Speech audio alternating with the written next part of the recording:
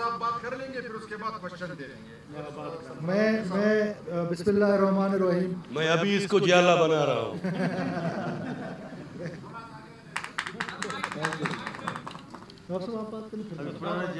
میں گہرائیوں سے منسٹر سرفراز بگٹی کو وزیر اعلیٰ بلوچستان منتخب ہونے پر مبارکباد پیش کرتا ہوں، اور امید رکھتا ہوں کہ اس نے ہوم منسٹری جس طرح میرے ساتھ چلایا ہے بہت اچھی طریقے سے چلایا ہے. ہر وقت جہاں پر بھی لا اینڈ آرڈر کے حوالے سے اور بھی بہت سارے مسئلے ہوئے ہیں وہ خود ہی لیڈ کرتا رہا ہے. تو اسی طرح بلوچستان کے حوالے سے بھی انشاءاللہ ہماری سب کی تعاون اس کے ساتھ رہے گی، اور بلوچستان کو جس طرح انہوں نے ہوم منسٹری کو بہتر طریقے سے چلایا ہے اس طرح بلوچستان کو بھی بہتر طریقے سے چلائیں گے. اور ہماری تمام دوستوں کی جو ہمارے اتحادی ہیں ان کی تمام دوستوں کی جو ہے حمایت منسٹر سرفراز کو حاصل رہے گی. اور جو پارٹی نے فیصلہ کیا اس دن میں نے کہا تھا آپ نے پوچھا تھا، میں نے کہا تھا کہ جو پارٹی فیصلہ کرے گی انشاءاللہ ہم اس کو منوہن تسلیم کریں گے. ہم اس کو منوہن تسلیم کرتے ہیں، دل کی گہرائیوں سے اس کو تسلیم کرتے ہیں اور منسٹر سرفراز کو مبارکباد پیش کرتے ہیں. بسم اللہ الرحمن الرحیم. بسم اللہ الرحمن الرحیم.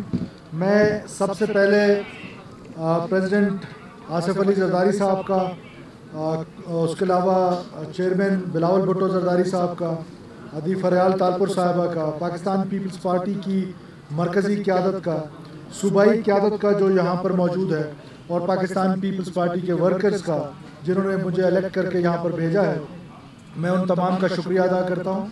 اور آج یہاں پر ہم نامینیشن فارمز جمع کریں گے، اور ہماری کوشش ہوگی کہ جو ہمارے اتحادی دوست ہیں ان کے ساتھ بھی ہماری مذاکرات ہوں، ہم ان سے بھی بات کریں، ان کو بھی ساتھ لے کے چلیں. اور علاوہ ازیں وہ جماعتیں جو اپوزیشن کی جماعتیں ہوں گی، ہماری کوشش ہوگی کہ ہم کنسنسس ڈیولپ کریں اور بلوچستان کو کی گورننس کو امپروو کرنے کے لیے دن رات محنت کریں.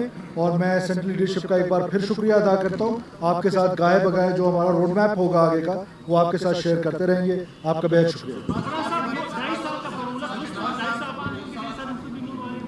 دیکھیے یہ ابھی بہت قبل از وقت ہے، یہ سینٹرل لیڈرشپ کا ڈائلاگ ہوا ہے، ان کو اس کے بارے میں زیادہ معلوم ہوگا.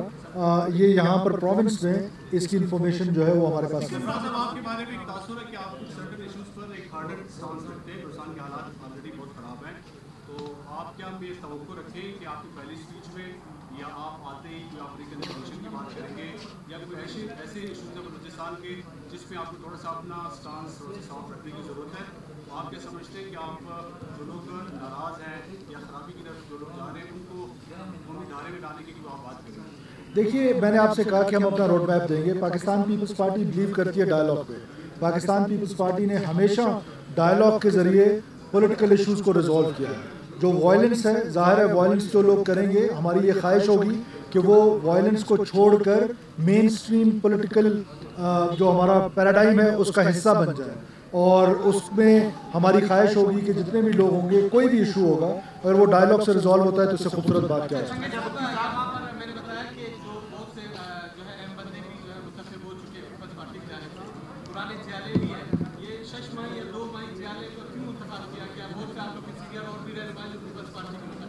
دیکھیں جی، ہماری جو لیڈرشپ نے پارٹی نے جو فیصلہ کیا ہے ہم اس کے پابند ہیں، اور کوئی نئے اور پرانے کی بات نہیں ہے. سب مل کر انشاءاللہ بلوچستان کی خدمت کریں گے اور سارا جالہ پن سے ہی خدمت کریں گے.